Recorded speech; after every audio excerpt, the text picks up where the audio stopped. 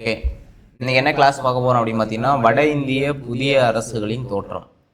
அதாவது 7th first டேர்மில் இருக்கக்கூடிய ஹிஸ்ட்ரியில் 2வது லெசன் வந்து பார்க்க போகிறோம். சரிங்களா? என்ன அப்படின்னு பார்த்தோம்னா, வட இந்தியாவில் என்னென்ன அரசுகள்லாம் இருந்துச்சு, அந்த அரசு எப்படி உருவானுச்சு, அந்த அரசு எப்படி அழிஞ்சிச்சு, அதுதான் பார்க்க போகிறோம். முக்கியமானது எக்ஸாம் பாயிண்ட் ஆஃப் வியூவில் பார்த்தாலே போதும். ஓகேங்களா? யாரும் முக்கியமாக பார்ப்போம் அப்படின்னு பார்த்தீங்கன்னா, ராஜபுத்திரர்களை பற்றி தான் பார்க்கணும். சரிங்களா? இந்தியாவை வந்து முஸ்லீம்கள் வந்து முன்னாடியே ஆட்சி பண்ணியிருப்பாங்க. அதை தடுத்ததே வந்து பார்த்தீங்க அப்படின்னா ராஜபுத்திர அரசர்கள் தான். சரிங்களா? அதனால் அவங்கள பற்றி கொஞ்சம் பார்க்கணும். அவங்களோட அந்த சான்றுகள் என்னென்ன இருக்குது அப்படின்னு பார்க்கணும். அப்புறம் பாலர்களை பற்றி கொஞ்சம் பார்க்கணும். அவங்க 2 பேர் தான் முக்கியம். அதுக்கப்புறம் அரேபியர் துருக்கியர் வந்து உள்ளே வந்திருப்பாங்க. ஸோ அவங்கள பற்றி கொஞ்சோண்டு பார்க்கணும். பார்த்தோம் அப்படின்னா அந்த லெசன் முடிஞ்சிடும். சரிங்களா? ஸ்டார்ட் பண்ணுவோம். ராஜபுத்திரர்கள் அப்படின்னு எடுத்துக்கிட்டோம் அப்படின்னா, ராஜபுத்திரர்கள் வந்து பார்த்தோம் அப்படின்னா 3 அரசுகள் வந்து ஒரு கொஞ்சம் முக்கியமான அரசு. சரிங்களா? அதில் மெயினான அரசு வந்து பார்த்தீங்க அப்படின்னா சித்தூரோட ராணா. இந்த மாலவத்தை வந்து ஜெயிச்சிருப்பாங்க இவங்க. மாலவத்தை ஜெயிச்சதுனால ஜெயஸ்தம்பா அப்படின்ற வெற்றி தூணை வந்து சித்தூரில் நிறுவனாங்க. சரிங்களா? இது இம்பார்ட்டன்ட். மொத்தம் வந்து பார்த்தீங்கன்னா 3 அரசு தான். ராஜபுத்திரன் எடுத்துட்டா 3 அரசு. ஒன்று வந்து பார்த்தோம் அப்படின்னா மாலவம், குஜராத்து, சித்தூர் 3 தான். சரிங்களா? இந்த 3ஐயும் ஆட்சி பண்ணது யார் அப்படின்னா ராஜபுத்திரர்கள். இதில் முக்கியமான இடம் அப்படின்னு பார்த்தீங்கன்னா சித்தூர் தான். சித்தூரை வந்து யார் ஆட்சி பண்ணது அப்படின்னா ராணா அரசர்கள்னு சொல்லுவாங்க. ராணர், சித்தூர் ராணர் அப்படின்னு சொல்லுவாங்க. இவங்க வந்து பார்த்தோம் அப்படின்னா மாலவத்தை ஜெயிச்சிருப்பாங்கப்பா. மாலவத்தை ஜெயிச்சதுனால என்ன பண்ணுவாங்க அப்படின்னா ஒரு வெற்றி தூண் என்ன பண்ணுவாங்க அப்படின்னா, ஜெயிச்சதுக்கு ஒரு அடையாளமாக இருக்கணும்ல. ஸோ அதனால வந்து பார்த்தோம் அப்படின்னா ஒரு வெற்றி தூண் வந்து சித்தூரில் வந்து நிறுவுறாங்க. என்ன வெற்றி தூண் அப்படின்னு பார்த்தீங்கன்னா ஜெயஸ்தம்பா அப்படின்னு சொல்லுவாங்க. ரைட்டுங்களா? அதுக்கப்புறம் வந்து பார்த்தோம் அப்படின்னா இந்த லெசனில் வந்து இந்த பாயிண்ட் மட்டும் போதும். இந்த பேஜில் இந்த பாயிண்ட் மட்டும் போதும். நெக்ஸ்ட் போயிடலாம். அடுத்து வந்து பார்த்தோம் அப்படின்னா இந்த இடத்துல என்ன கொடுத்துருப்பாங்கன்னு பார்த்தீங்கன்னா, ராஜபுத்திரர்கள் ஏன் அவ்வளோ இம்பார்ட்டன்ட் அப்படின்றத கொடுத்துருப்பாங்க. என்ன அப்படின்னு பார்த்தீங்கன்னா 712 இந்த இயர் ரொம்ப ரொம்ப இம்பார்ட்டன்ட்பா. இது ப்ரீவியஸ் இயரில் கொஞ்சம் நிறைய பேர் கேட்டிருக்காங்க. சிந்து படையெடுப்பு 712 வந்து பார்த்தோம்னா சிந்து பகுதியை வந்து அரேபியர் வந்து கைப்பற்ற வந்து உள்ளே வந்தாங்க. சரிங்களா? முதல்ல என்ன அப்படின்னா சிந்தை கைப்பற்றதுக்காக அரேபியர் உள்ளே வந்திருப்பாங்க. அது தடுத்தது யார் அப்படின்னு பார்த்தீங்கன்னா அப்படின்னா கன்னோசியை சேர்ந்த யசோதர்மன். சரிங்களா? கன்னோசியை சேர்ந்த யசோவர்மன் அவர் தான் வந்து பார்த்தோம் அப்படின்னா தடுத்து நிறுத்தினார். முஸ்லீம்கள் வந்து இந்தியாவுக்குள்ளே வராமல் என்ன பண்ணோம்னா தடுத்து நிப்பாட்டினார். அதனால தான் வந்து பார்த்தோம் அப்படின்னா அந்த 712 முஸ்லீம் ஆட்சி வந்து இந்தியாவில் வந்திருக்கணும். இந்த ராஜபுத்திரர்கள் தான் இருந்ததுனால தான் வந்து அந்த முஸ்லீம்களோட ஆட்சி வந்து உள்ளே வந்து வரல. சரிங்களா? ஸோ அதனால இந்த இடத்துல இது மட்டும் இம்பார்ட்டன்ட். ஓகேங்களா? அடுத்து வேற என்ன அப்படின்னு பார்த்தோம் அப்படின்னா, அதுக்கப்புறம் இந்த இஸ்லாமியர்களோட ஆட்சி வந்து 1200 தான் வந்துச்சு. கிட்டத்தட்ட பார்த்தீங்கன்னா ஒரு 500 வருஷம். 712 முஸ்லீம்களோட ஆட்சி இந்தியாவுக்குள்ள வந்திருக்கணும் சிந்து படையெடுப்பப்பயே.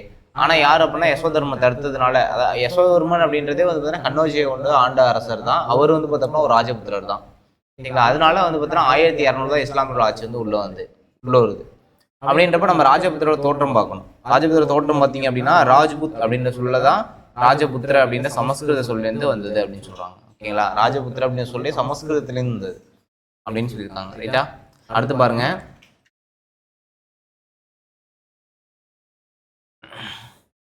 இதோட பொருள் என்ன அப்படின்னு பார்த்தீங்கன்னா அரச வம்ச ரத்தத்தின் வாரிசு இல்லைன்னா வழித்தோன்றல் அப்படின்னு சொல்லுவாங்க. ரைட்டுங்களா? அதுக்கப்புறம் வந்து பார்த்தா அப்படின்னா முக்கியமானது மட்டும் பார்க்கலாம்ப்பா. இதில் நிறைய கொடுத்துருப்பாங்க. இதில் வந்து நமக்கு தேவையானதை மட்டும் பார்த்தா போதும்.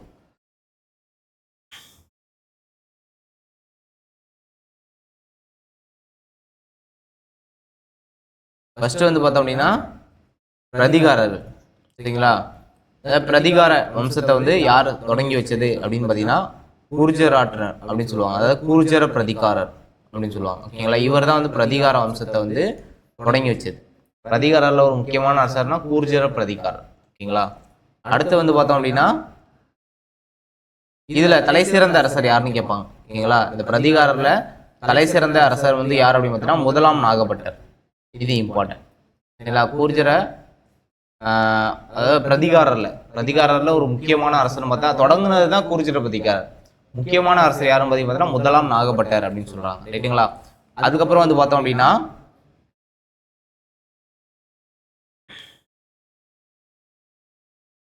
இந்த கூர்ஜர பிரதிகாரர்கள் என்ன பண்றாங்க அப்படின்னா மாலவத்தின் கூர்ஜர பிரதிகாரர்கள், தக்காணத்தை சேர்ந்த ராஷ்டிரகூடர்கள், வங்காளத்து பாலர்கள் ஆகிய மூவருள் ஒவ்வொருவரும் வளம் நிறைந்த கன்னோசியின் மீது அவர்களின் மேலாதிக்கத்தை நிறுவ முயன்றனர்.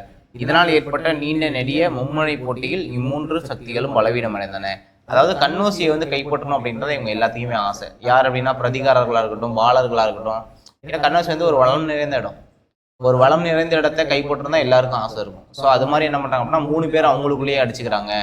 அவங்களுக்குள்ளேயே அடிச்சுக்கிட்டு வந்து பார்த்தோம் அப்படின்னா இந்த ராஜபுத்திரர்கள் வந்து அவங்களோட பலத்தை வந்து இழக்கிறாங்க அப்படின்னு சொல்ல வராங்க. இவங்களோட பலத்தை இழந்ததுனால தான் உள்ளே யார் வராங்க அப்படின்னா இஸ்லாமியர்கள் உள்ள வராங்க 1200. ஓகேங்களா? எதனால இஸ்லாமியர்கள் உள்ள வந்தாங்க அப்படின்றதுக்கான ஒரு ஷார்ட் ஸ்டோரி இது. ஏன்னா 712 யசோதர்மன் வந்து இஸ்லாமியர்கள் வரவிடாம சிந்து படையிறப்போ விரட்டிட்டாரு. அதுக்கப்புறம் எப்படி இவங்க உள்ள வந்தாங்க அப்படின்னு பார்த்தோம்னா இவங்களுக்குள்ளேயே அடிச்சுக்கிறாங்க. இவங்களுக்குள்ளேயே அடிச்சுக்கிட்டதுனால என்ன பண்றாங்க அப்படின்னா இப்போ இஸ்லாமியர்கள் உள்ள வராங்க. அதனால ஒரு ஷார்ட் ஸ்டோரியா கொடுத்துருக்காங்க. ஓகேங்களா? அது மட்டும் நம்ம பார்த்தா போதும். ஓகேங்களா? அடுத்து வந்து வேற என்ன வேணும் அப்படின்னு பார்த்தீங்கன்னா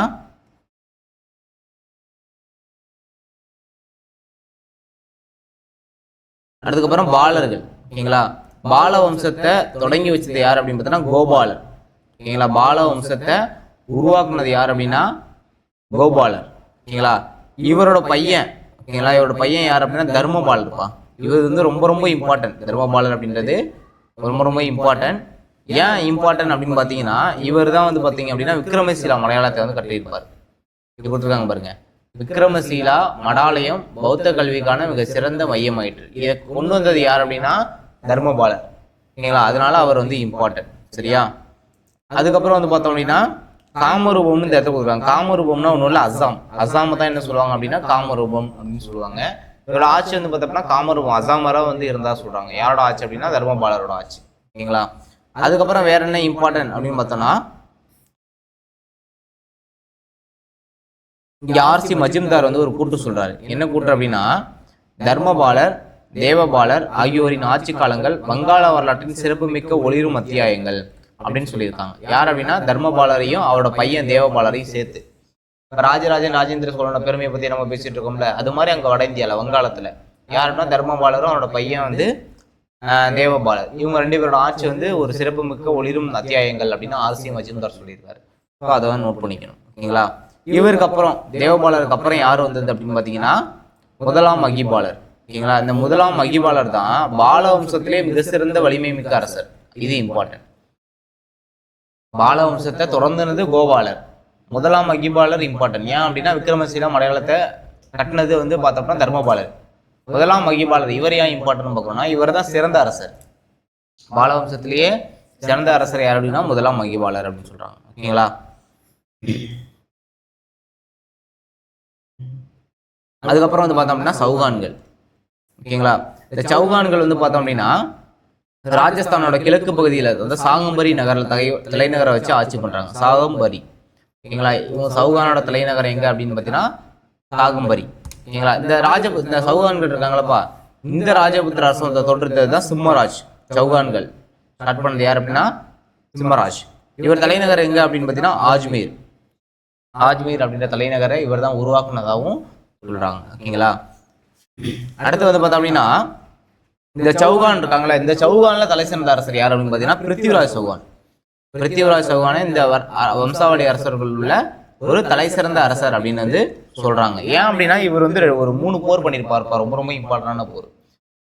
1191 முதலாம் தரையன் போர்ல முகமது கோரியை இவர் தோக்கடிக்கிறார். யார் அப்படின்னா பிருத்திவிராஜ் சௌகான். ஓகேங்களா? பிருத்திவிராஜ் சௌகான் 1191 முகமது கோரியை போட்டு தள்ளிடுறாரு. போட்டு தள்ளனா கொல்லல, தோக்கடிச்சிட்டாரு. தோக்கடிச்சு திரும்ப போயிடுவாரு.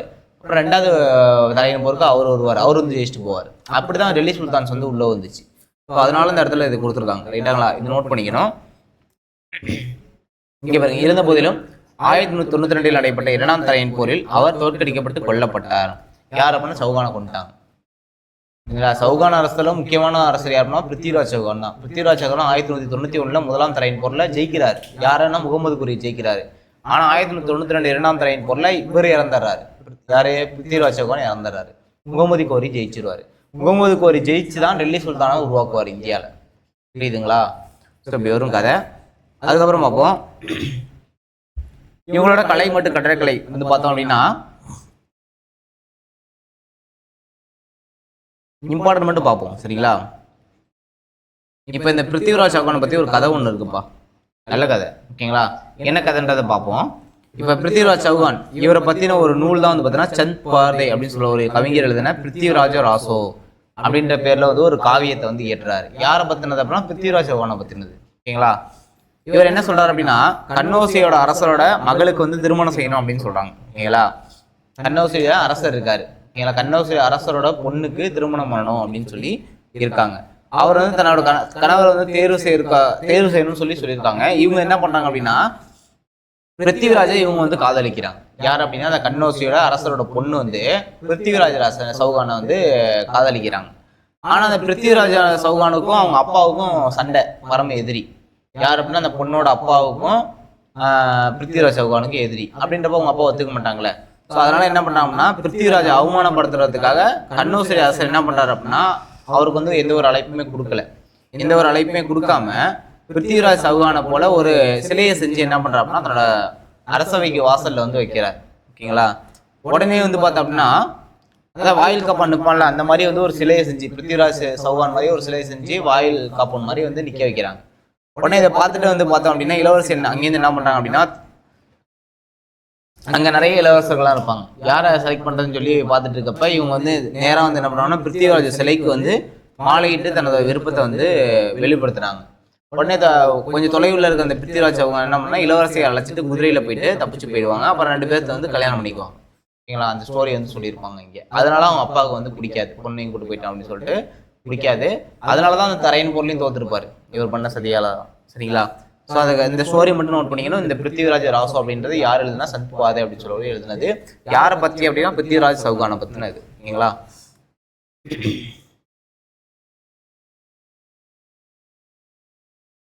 அப்புறம் வந்து கட்டடங்கள் கட்டுறதுல யார் சிறந்தவர் அப்படின்னா, ராஜபுத்திரர்கள் தான் தலை சிறந்தவர்கள் அப்படின்னு சொல்லி கொடுத்துருக்காங்க. இதை மட்டும் நோட் பண்ணா போதும். அதுக்கப்புறம் வேற என்ன வேணும் அப்படின்னு பாத்தீங்கன்னா,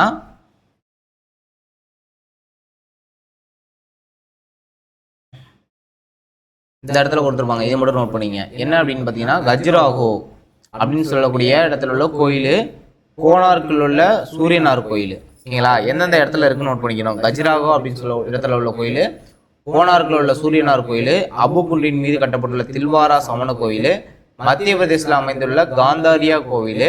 இது எல்லாமே ராஜபுத்திரோட ஒரு கட்டடக்கலைக்கு ஒரு எடுத்துக்காட்டு. ஸோ அதனால இதை வந்து பொறுத்துகள் வச்சு கேட்பாங்க. அதனால நோட் பண்ணிக்கணும். ஓகேங்களா?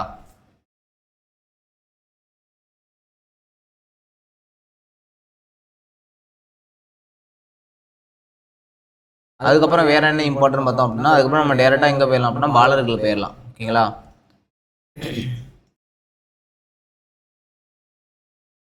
பாலர்களை பத்தி முன்னாடி நம்ம பார்த்துருவோம். பாலர்கள்ல வந்து பார்த்தோம்னா, பால வம்சத்தை தோற்றுவித்தது வந்து பார்த்தோம்னா கோபாலர் அப்படின்னு சொல்லி பார்த்துருப்போம். அதுல முக்கியமான அரசர்னா முதலாம் அகிபாலர். விக்ரமசீலா மடையாளத்தை கட்டினது யாரு அப்படின்னு பார்த்தோம்னா, யாரு? தர்மபாலர். இதெல்லாம் தான் இம்பார்ட்டன்டான கொஸ்டின்ஸ். ஓகேங்களா? இங்க வேற என்ன கொடுத்துருப்பாங்க அப்படின்னு பாத்தீங்கன்னா, அதிஷா. ஓகேங்களா? இந்த அதிஷா யார் அப்படின்னு பாத்தீங்கன்னா, திபெத்திய பௌத்தத்தை சீர்திருத்தம் செய்தவர் தான் அந்த அதிஷா. இவர் யார் அப்படின்னா, விக்ரமசீலா மடையாளத்தோட ஒரு தலைவரா இருந்தவர். ஓகேங்களா? அதுக்கப்புறம் வந்து பார்த்தீங்கன்னா, சுமத்ரா ஜாவாலை சேர்ந்த இந்து பௌத்த சைலேந்திர அரசர்களுடன் பாலர்கள் சுமூகமான உறவை பேணினர். இந்த பாயிண்ட் மட்டும் போதும், வேற எதுவும் வேணாம். ஓகேங்களா? அதுக்கப்புறம் வந்து பார்த்தோம் அப்படின்னா,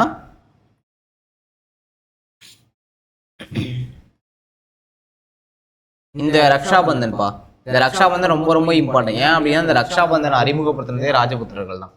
சரிங்களா? ரக்ஷாபந்தன் நம்ம இப்போ ராக்கி கட்டி கொண்டாடுறோம்ல, அந்த திருவிழாவை யார் அறிமுகப்படுத்துனதுனா ராஜபுத்திர அரசர்கள் தான். அப்படின்னா என்ன அப்படின்றத முதல்ல பார்ப்போம். ஓகேங்களா? ராக்கி, அதாவது ரக்ஷாபந்தன்னா ராக்கி அப்படின்றது ராஜபுத்திரர்களுக்கு உரியது. ஏன்னா அவங்க தான் கொண்டு வந்தாங்க, ராஜபுத்திரர் தான் கொண்டு வந்தாங்க, அவங்களுக்கு உரியது தான். ரக்ஷா அப்படின்னா என்ன பொருள்னா பாதுகாப்புன்னு அர்த்தம். பந்தன் அப்படின்னா கட்டுதல், பாதுகாப்புக்காக கட்டுறது, இல்லை ஒரு உறவுக்காக கட்டுறது, அதுதான் ரக்ஷா பந்தன் அப்படின்றது. ஓகேங்களா?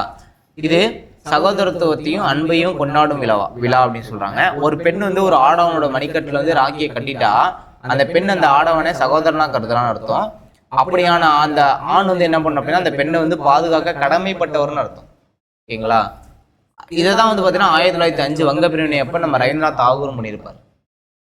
1905 வங்க பிரிவினையும் போது ரவீந்திரநாத் தாகூர் என்ன பண்றாருன்னா, பெருமளவுல வந்து மக்களை பங்கேற்ற அந்த ரக்ஷாபந்தன் விழாவை வந்து தொடங்குறாரு. அந்த விழாவில் வந்து இந்து மற்றும் முஸ்லீம் பெண்கள் அடுத்த சமூகத்தை சேர்ந்த ஆடவர் கைகளை ராக்கியை வந்து கட்டி அவர்கள் சகோதரர்களை இயக்க வைத்தார். இந்து முஸ்லீம்களே பிளவை ஏற்படுத்த ஆங்கிலேயர்கள் மேற்கொண்ட முயற்சிக்கு எதிராக இச்செயல்பாடு மேற்கொள்ளப்பட்டது. ஓகேங்களா? அதாவது இந்து பையன் கையில வந்து முஸ்லீம் பெண்கள் வந்து என்ன பண்ணா ராக்கி கட்டணும் அப்படின்னு சொல்லியிருப்பாங்க. அதே மாதிரி முஸ்லீம் பையன் கையில வந்து இந்து பெண்கள் வந்து ராக்கி கட்டணும், ஒவ்வொருத்தருக்கும் வந்து பாதுகாக்கணும் அப்படின்னு சொல்லி அந்த விழாவை வந்து அந்த டைம்ல ரவீந்திரநாத் தாகூர் வந்து அறிமுகப்படுத்திருப்பாரு வங்க பிரிவினையப்பா 1905. ஓகேங்களா. இப்போ ரக்ஷாபந்தன் யார் கொண்டு வந்தது அப்படின்னா ராஜபுத்திர கொண்டு வந்தது. ஓகேங்களா. அடுத்து இஸ்லாமியர்கள் எப்படி உள்ள வராங்க அப்படின்றத பார்க்கணும். இதுவரையும் பார்த்தோம்னா வட இந்தியாவில வந்து எந்தெந்த அரசுகள் வந்து தோன்றுச்சு, பாலர்களை பற்றி பார்த்தோம். அதுக்கப்புறம் வந்து பார்த்தோம்னா இவங்கள சௌகானை பற்றி பார்த்துருப்போம். ஓகேங்களா. ஒரு 3 அரசை பற்றி பார்த்துருக்கோம். இப்போ யார் அப்படின்னா இஸ்லாம் எப்படி உள்ள வந்தாங்க அப்படின்றத பற்றி பார்க்கணும். முதல்ல இஸ்லாம்னா என்ன, எங்கே உருவானுச்சு அப்படின்றத முதல்ல பார்த்துக்கணும். இஸ்லாம் வந்து உருவாக்குனதை வந்து பார்த்தோம் அப்படின்னா முகமது நபிகள். ஓகேங்களா. இவர் தான் வந்து பார்த்தோம்னா இஸ்லாம் வந்து உருவாக்குனது அப்படின்னு சொல்கிறாங்க. இதை ஃபாலோ பண்ணுறவங்களாம் முஸ்லீம்ஸ்னு சொல்லுவாங்க. ஓகேங்களா. இஸ்லாமை யாரெல்லாம் ஃபாலோ பண்ணுறாங்க அப்படின்னா அவங்களாம் என்ன சொல்லுவாங்க, முஸ்லீம்ஸ் அப்படின்னு சொல்லுவாங்க. ஓகேங்களா. இந்த மதத்தோட தலைவர் யாரு அப்படின்னு பார்த்தீங்கன்னா கலிஃபத். ஓகேங்களா. கலிஃபா அப்படின்ற சொல்லுக்கு உரியவர். ஓகேங்களா. இவர் யார் அப்படின்னு பார்த்தீங்கன்னா ஒரு இறை தூதர், முகமது நபிகளோட ஒரு பிரதிநிதி அப்படின்னு கூட நம்ம சொல்லலாம். ஓகேங்களா. அப்படிதான் வந்து பார்த்தீங்கன்னா இஸ்லாம் அப்படின்றது வந்து உருவாகுது. ஓகேங்களா. இஸ்லாம் நமக்கு எப்படி அறிமுகமானாங்க அப்படின்னா ஒரு அரேபியராக தான் நமக்கு முதல்ல வந்து அறிமுகமாகறாங்க. ஏன்னா 712 வந்து பார்த்தோம்னா சிந்து படையெடுப்பு மூலமா நமக்கு அறிமுகமாயிருப்பாங்க. ஓகேங்களா. ஃபர்ஸ்ட் ஸ்டார்டிங்லேயே பார்த்தோம் 712 அப்படின்னா சிந்து படையெடுப்பு ரொம்ப ரொம்ப இம்பார்ட்டன்ட். ஓகேங்களா. முதல்ல எப்படி உள்ளாரானா சிந்து பகுதியை கைப்பற்ற முஸ்லீம் படை வீரர்களாகவே அரேபியர்கள் முதலாக அறிமுகமானாங்க. அதாவது இந்த 712 சிந்து படையெடுப்பு. ஓகேங்களா. அதுக்கப்புறம் வந்து பார்த்தோம் அப்படின்னா முக்கியமானது மட்டும் பார்த்துக்கலாம். ஓகேங்களா. அதுக்கப்புறம் வந்து கஜினி மாமூது. இந்த கஜினி மாமூது ஏன் இம்பார்ட்டன்ட் பார்த்தீங்கன்னா ரொம்ப ரொம்ப ஒரு இம்பார்ட்டன்டான ஆள். என்ன அப்படின்னா இந்தியாவின் மீது வந்து இவர் வந்து படையெடுத்து வருவார். படையெடுத்து இந்தியாவில் உள்ள செல்வங்கள்லாம் எடுத்துகிட்டு போயிடுவார். அதனால இவர் வந்து ரொம்ப ரொம்ப இந்த இம்பார்ட்டன்ட் கஜினி மாமூது அப்படின்னு சொல்லக்கூடியவர். ஓகேங்களா. பாருங்க, கஜினி மாமூது இந்தியாவின் மீது சூறையாடலை நோக்கமாக கொண்ட திடீர் படையெடுப்புகளை 17 முறை நடத்திருக்காருப்பா. இது ரொம்ப ரொம்ப இம்பார்ட்டன்ட். ப்ரீவியஸ் கொஸ்டின் வேற. இந்தியாவின் மீது 17 முறை படையெடுத்தவர் யார் அப்படின்னா கஜினி மாமூது. ஓகேங்களா. அதுக்கப்புறம் வந்து பார்த்தோம் அப்படின்னா இவரை பத்தி வேற என்ன பாயிண்ட் இம்பார்ட்டன்ட் அப்படின்னு பார்த்தோம்னா இவர் வந்து இந்த சோமநாதபுர படையெடுப்பு சொல்லுவாங்க. ஓகேங்களா. அது இம்பார்ட்டன்ட். அந்த 712 சிந்து படையெடுப்பு நடந்துச்சுல்லப்பா, அதுல வந்து ஒரு முக்கியமான தாக்கம் வந்து இந்தியா மேல நடந்திருக்கு அப்படின்றத நம்ம பார்த்துக்கணும். பாருங்க, இப்ப 712 தான் வந்து பார்த்தோம் அப்படின்னா சிந்து வந்து அரேபியர் கைப்பற்றது அந்த தாக்கம்னு சொல்லி கொடுத்துருக்காங்க. ஓகேங்களா. 712 யார் வந்து தாக்குனது அப்படின்னா முகமது பின் காசிம் தான் சிந்துவின் மீது படையெடுக்கிறார். புரியுதா? முகமது பின் காசிம் தான் என்ன பண்றாரு, சிந்துவின் மீது படையெடுக்கிறாரு. அதுக்கப்புறம் அதை தாகீர் யார் அப்படின்னா சிந்துவோட அரசர் தாகீர், இவரை தான் கொண்டுருவார். அவர் முகமது பின் காசிம் வந்து இந்தியாவோட அரசர், சிந்துவோட அரசர் தாகீரை என்ன பண்றாரு அப்படின்னா கொண்டுறாரு. ஓகேங்களா. கொண்டுட்டு என்ன சொல்றாருன்னா சிந்து பகுதி வாழ் மக்களுக்கு வந்து பாதுகாக்கப்பட்ட மக்கள் அப்படின்ற தகுதியை வந்து அவர் கொடுக்குறாரு. யார் அப்படின்னா முகமது பின் காசிம் வந்து கொடுக்குறாரு. ஏன்னா சிந்து ஜெயிச்சிட்டார்ல, மக்கள்லாம் பயத்துல இருப்பாங்களே, ஸோ அதனால அவருக்கு பாதுகாக்கப்பட்ட மக்கள் அப்படின்ற அந்த இடத்துல உள்ளவங்களுக்கு வந்து கொடுக்குறாங்க. ஓகேங்களா. அடுத்து வந்து பார்த்தோம் அப்படின்னா வேற என்ன இதுல தெரிஞ்சுக்கலாம்னா அரேபிய அறிஞர்கள் சிந்துவிற்கு வந்த பல இந்திய இலக்கியங்களை கற்றனர். அரேபியர்கள் என்ன பண்றாங்க, சிந்துவுக்கு வந்து இந்தியாவோட இலக்கியத்தை வந்து படிக்கிறாங்க. ஓகேங்களா. நெக்ஸ்ட் வானியல், தத்துவம், கணிதம், மருத்துவம் தொடர்பாக சமஸ்கிருத மொழியில இருந்த பல நூல்களை வந்து அவங்க வந்து என்ன பண்றாங்க அப்படின்னா அரேபிய மொழியில வந்து மொழியாக்கம் செய்யறாங்க. அப்புறம் 0 முதல் 9 வரையிலான எண்களை அவர்கள் இந்தியாவிலிருந்தே கத்துக்கிட்டாங்க. புரியுதா? 0லேருந்து 9 வரையிலான எண்களை இந்தியாவில இருந்தா யார் கத்துக்கிறாங்க அப்படின்னா அரேபியர்கள் வந்து கத்துக்கிறாங்க. ஓகேங்களா. அதுக்கப்புறம் வந்து பார்த்தோம் அப்படின்னா ஐரோப்பியர் கணிதம் தொடர்பான அதிக அறிவை அரேபியர் வாயிலாக பெற்றனர். ஏன்னா நம்மள்ட்ட இருந்து அரேபியர் கத்துட்டு போறாங்க, அரேபியர்ல இருந்து ஐரோப்பியர் கத்துக்கிறாங்க அப்படின்னு சொல்றாங்க கணிதம் தொடர்பான அறிவியலை. ஓகேங்களா. அடுத்து பூஜ்ஜியத்தின் முக்கியத்துவத்தை அவர்கள் இந்தியாவிலிருந்தே கற்றுக்கொண்டனர். பூஜ்ஜியத்தோட முக்கியத்துவத்தையும் யார் எங்கேருந்து கத்துக்கிறாங்கன்னா இந்தியாவில இருந்தா கத்துக்கிறாங்க. மேலை நாட்டவரும் அரேபியரும் சதுரங்க விளையாட்டை இந்தியர்களிடமே கற்றுக்கொண்டதாக நம்பப்படுகிறது. செஸ் வந்து கொண்டு நம்ம என்னது இந்தியாவில இருந்தா கத்துக்கிட்டு போறாங்க அப்படின்னு சொல்லி நம்ம கொடுத்துருக்காங்க. அந்த ஒரு படையெடுப்புனால அவங்க எவ்வளவு கத்துக்கிட்டாங்க பாருங்க இந்தியால இருந்து. புரியுதா? ஸோ இதெல்லாம் நமக்கு வந்து பார்த்தோம்னா கூட்டுல கேட்கலாம், அதனால சொல்லியிருக்கேன். ஓகேங்களா. அதுக்கப்புறம் நம்ம முன்னாடியே சொன்னதுதான்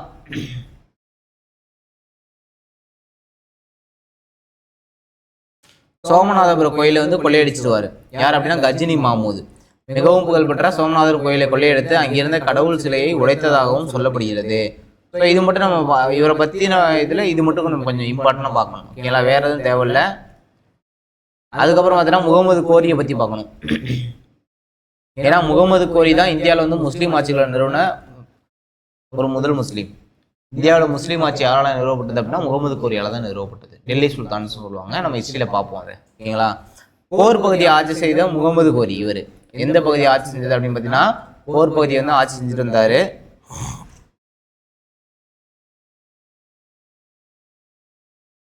முதலாம் தரையன் போர்.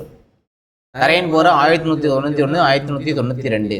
யார் யாருக்கு நடந்தது அப்படின்னு பார்த்தீங்கன்னா பிருத்திவிராஜ் சௌகான், ஓகேங்களா, இவருக்கும் முகமது கோரிக்கும் நடந்தது.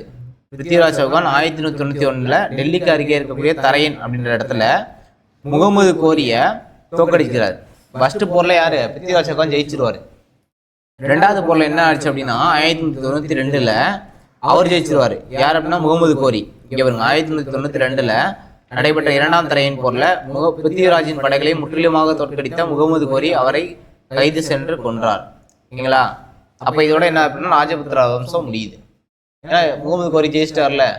1191 முதலாம் தரையின் போர்ல அவர் ஜெயிச்சிருப்பாரு. யாருன்னா பிருத்திவிராஜ் சௌகான்.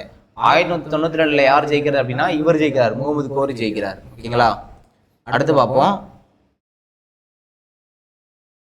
அதுக்கப்புறம் பாத்தீங்கன்னா இந்த மாதிரி இரண்டாம் தரையின் போர்ல வந்து வெற்றி பெற்ற பின்னர் தனது நாட்டின் கிழக்கெல்லையில் அச்சுறுத்தலை ஏற்படுத்த துருக்கியரையும் மங்கோலியரையும் எதிர்கொள்வதற்காக முகமது கோரி கஜினிக்கு போயிடுவார். அவர் என்ன பண்ணுவார் அப்படின்னா கஜினிக்கு திரும்ப போயிடுவார். இந்தியா ஜெயிச்சுட்டு கஜினிக்கு போயிடுவார். போறப்ப என்ன பண்றாருன்னா 1206 முகமது கோரி இயற்கை எய்தவே இந்தியாவில் இருந்த அவருடைய திறமை வாய்ந்த தளபதி குத்புத்தீன் ஐபக், இவர் தான் ரொம்ப இம்பார்ட்டன்ட். இவர் என்ன பண்ணுவார் அப்படின்னா இந்த மாதிரி முகமது கோரி செத்தோன்னே டெல்லியோட முதல் சுல்தான் அப்படின்னு சொல்லி தன்னை வந்து பிரகடனப்படுத்திக்குவார். யார் அப்படின்னா குத்புத்தீன் ஐபக். டெல்லியோட முதல் சுல்தான் தான், டெல்லி சுல்தான் வம்சம் வந்து ஸ்டார்ட் ஆகுது அப்படின்னு சொல்லி இவரே ஆரம்பிச்சிருப்பார். ஓகேங்களா, அவ்வளோதான் இந்த ரசனை. இது மட்டும் தான் இம்பார்ட்டன்ட். நம்ம இது மட்டும் பார்த்தா போதும். நம்ம முன்னாடியே பார்த்தா இங்கே பாருங்க, சுருக்கம் பாருங்களேன். அரசருக்கு அப்புறம் புதிய பிராந்திய அரசுகள் உதயமாயின. அவற்றில் பிரதிகாரர்கள் பார்த்தோமா? பிரதிகாரர்கள் முக்கியமான அரசு தான் முதலாம் நாகப்பட்டர்னு சொல்லி பார்த்துருப்போம். பிரதிகார வம்சத்தை தோற்றுவித்தது கூர்ஜர பிரதிகாரர்கள்னு சொல்லி பார்த்துருப்போம். ஓகேங்களா, ஸோ அது மட்டும் தெரிஞ்சா போதும். அடுத்து பாலர்கள் பார்த்துருப்போம். பாலர்கள் வம்சத்தை உருவாக்குனது கோபாலர். சிறந்த அரசர்னா முதலாம் மகிபாலர். விக்ரமசீலா கட்டினது யார் அப்படின்னா தர்மபாலர். இதெல்லாம் தான் இம்பார்ட்டன்ஸ். ஓகேங்களா, அதுக்கப்புறம் சௌகான் பார்த்துருப்போம். சௌகான்ல வந்து பார்த்தோம்னா சிம்மராஜ் தான் வந்து சௌகான் வம்சத்தை வந்து ஸ்டார்ட் பண்ணியிருப்பாருன்னு சொல்லி பார்த்தோம் அஜ்மீர்ல. ஓகேங்களா, சௌகான்ல முக்கியமான அரசர் அப்படின்னா யாரு? பிருத்திவிராஜ் சௌகான். அப்புறம் அவரை பத்தின அந்த நூல் சந்த்பர்தே அப்படின்னு சொல்லக்கூடிய நூலை சந்த்பதின்றது எழுதியிருப்பாரு. பிருத்திவிராஜ ராசோ அப்படின்னு சொல்லி ஒரு நூல் எழுதியிருப்பாரு. அதை பத்தி பார்த்துருப்போம்.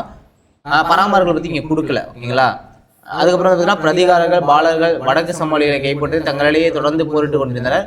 குறிப்பாக கண்ணோசியை கைப்பற்றதெல்லாம் அவர்கள் வந்து தனி கவனம் செலுத்தினாங்க. அதாவது கண்ணோசி தான். கண்ணோசி மேலே இவங்களுக்கு கவனம் இல்லை அப்படின்னா இந்தியாவோட ஹிஸ்ட்ரி வேற மாதிரி இருந்திருக்கும். ஆனால் எல்லாருமே என்ன பண்ணாங்கன்னா கண்ணோசியை கைப்பற்றணும் அப்படின்னு சொல்லி அவங்களுக்குள்ளேயே அடிச்சுக்கிட்டதுனால முஸ்லீம்கள் உள்ள வந்துட்டாங்க. ஓகேங்களா, அடுத்து வந்து பார்த்தோம் அப்படின்னா கண்ணோசியை கைப்பற்ற தொடர் மோதல்கள் குறுநில தலைவர்களையும் சிற்றரசர்களையும் தங்களை சுதந்திர அரசர்களாக அறிவித்துக் கொள்ள தூண்டின.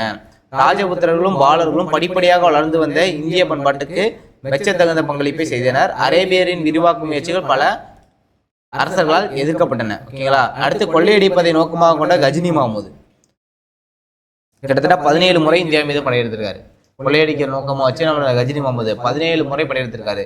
திடீர் ராணுவ தாக்குதல் 11ஆம் நூற்றாண்டில் அவரை தொடர்ந்து முகமது கோரி வந்திருப்பாரு. உள்ள முகமது கோரி வந்து தான் இந்தியாவை கைப்பற்றி இரண்டாம் தரையின் போரில் ஜெயிச்சு டெல்லி சுல்தான் வம்சத்தை தொடங்குறதுக்கு காரணமானவர் அவர் தான். ஆனா டெல்லி சுல்தான் வம்சத்தை தொடங்குறது யார் அப்படின்னா குத்புத்தீன் ஐபக். ஓகேங்களா, அவ்வளவுதான், வேற எதுவும் இல்லை, இம்பார்ட்டன்ட் இல்லப்பா. இந்த லெசன் முடிஞ்சிச்சு இதோட. சரிங்களா.